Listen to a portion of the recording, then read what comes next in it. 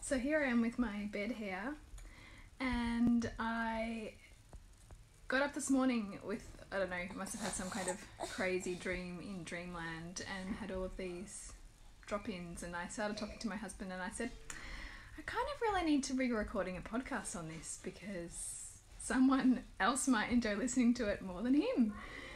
And it's been coming because of some parenting challenges, I suppose, that I've been having. And it got me thinking more widely about how our consciousness, or consciousness more broadly, manifests itself through our children to reflect back to us what we're working on or trying to understand. And I said to my husband this morning, I said, isn't it just amazing how everything, even like the people and the things around us, are all illusory, and they're all a construct of our minds, and in fact nothing is really real, it's just spun out of consciousness through our perceptions. And he's like, yeah, I'm just unpacking the dishwasher, but yeah, great. And I thought, yeah, I get it, right? Because just like life takes over, like the doing takes over, but I think it's so fascinating when we start to sit in wonderment of our being. And therefore, if that's the truth, that everything in this vibrational universe is a construct of our mind, spinning our reality into consciousness based on our beliefs and our perceptions of the world and what we value, and then, you know, what our soul comes to know. It's really interesting to then question what keeps showing up for us through our children, what pushes our buttons through our children, the values we hold, what we have angst about. Certainly, education's a big one for children, and early education and the values that they're getting from that. And then I said to my husband, I can spend so much time like thinking about what what educational institution or access my children are getting, not reminding myself that the school as we know it is a relatively recent phenomenon in history, right? Like it's 200 years or so. Before that, all knowledge and learning was really like an unschooling approach. And it's interesting now that there's like a renaissance of that, because who'd have thought that humans were so capable of following the inspiration within and retaining and distributing the knowledge that's most meaningful to them, as opposed to a rudimentary curriculum that somebody else has decided they need to know. How novel, right? That we have this institution that says children need to know this at this age, and this is, if they don't know this, then they're falling behind.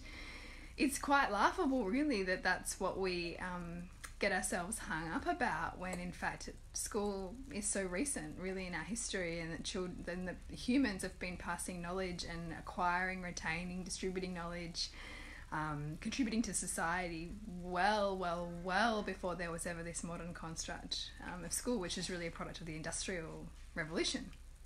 And so I thought, so all the things that I worry about what my kids are getting or not getting, I just need to learn what my kids are inspired by, what they value most, and communicate in that. And that is actually what's going to support their growth and their evolution in this world, because they are not these empty vessels to be filled. They come with their own set of talents and inspirations, and our job is simply just to scaffold that and to meet it. And then what happens is that the stuff that they're interested in becomes interesting to us because we can see it as part of a bigger picture. So the moment my son is obsessed with football cards and playing footy and understanding players and their skill levels, and I don't care a single bit about football. Like, it actually makes me like bored out of my brain. I don't really like sport. However, I do really like to see my kids lit up, and I can see that this is just a vehicle for that. Like, a couple of years ago, the obsession with Lego, and I know that this is just a manifestation of something of meaning to him that will evolve too. Just like all of us, like the values that come and go, and they're not random. They're not disconnected from each other. They are stacking as part of a body of knowledge that we're seeking to build for ourselves too. And so when I think about parenting and I think about our children and what they teach us and how we can get stuck in also labeling our kids a certain way, that's an expression of us and our own consciousness. And what keeps showing up for me and my son in terms of sort of aggression and discomfort and sort of edges he's hitting at, well, that's not his behaviour in isolation. It's an opportunity for me to look at, where's my aggression? How comfortable am I with expressing it? How do I label it? Because in fact, all human emotion and all human traits are neutral until we project on them a value of what they mean, until we judge something as right or wrong or healthy or unhealthy. They're all really part of a spectrum, and as adults we start to learn, based on what was okay for our parents, which things are virtuous and which things are destructive or to be hidden away. And interestingly, our children are a genius at helping us bring those parts back, to reintegrate those parts that we learned were not okay, that we felt should not be part of our expression in this world. And so if we have a massive judgment on rudeness, or if we have a really virtuous idea about how important it is to be kind or gentle, then we're likely to have the child that is abrupt or uses a tone that challenges us, or we feel is a bit aloof socially. For us to work through those judgments that we hold, because we're always going to love our children, and the buttons that we have on them and their behaviour are the ones that are pulling us along on our journey to love more of them and learn how to be with more of them in order to learn how to be with more of ourselves. It's this concept of the mirror that Carl Jung identified and talked a lot about. And it's excruciating at times, but it's quite beautiful, because then we can start to go, I see why this pattern keeps showing up for me. And then we can start to turn it around and see how those things that we judge in our kids, or that we see as negative in them, or that we're looking for evidence are a problem in their life.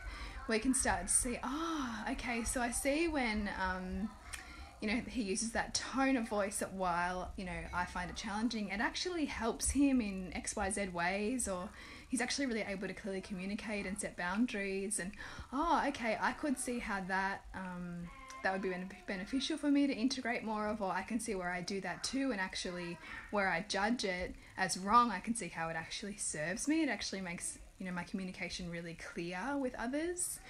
So that exercise in welcoming in those parts is really, really profound. And we can do it with journaling. We can do it with simply just sitting with the feelings in our body about what's uncomfortable for us right now. What is our nervous system continually cycling through, for us to then go, okay, this is for me. This is not just this label I can affix onto my child and make it a problem that needs to be fixed. But rather, okay, I continually see this thing showing up in my child, and how can I learn more of what that has to awaken in me, as opposed to being outside of me. So, these are foundational concepts that we talk a lot about throughout the podcast, and have done so now for I think 4.5 years now that we've been recording the podcast. And we've decided that we want to take them out of our Loathing to Loving program, which is where they're largely focused, and our aligned parenting program, and bring aspects of them into a more tangible format in our Soul Driven Motherhood membership. So that's our monthly membership, which we release courses in each month. And we're doing 4 modules of soul-driven, heart-opening motherhood. So it's some of these concepts. It's looking at values and how they shift and change, how to identify our own, how to look for them in our children, this concept of mirror, this idea of us projecting onto people around us our own disowned parts or our own ideal of how the world should be. And then looking at holding feelings. So the big stuff our kids bring us, looking below the behaviour, continually training ourselves to see the behaviour as a symptom of something that, yes, our instinctive animal nature kind of wants to punish because it would have been punished in us, but resisting that and feeling below it to see what's actually there, so that we can lean into it. We can be provide a therapeutic approach to what our kids are going through, so that they can do their own healing, and in turn we get to heal that part of us as well. So it's quite beautiful. So that's happening in Soul Driven Motherhood. We're doing the first module tomorrow, and you can hop in there it's just $1 for the first month, and then ongoing it's $29. But if it's not for you, you can hop out at any time. So it's a really great way to get a practical application of all of what we talk about in the podcast and what we talk about on socials, so that you can integrate some of it into your world.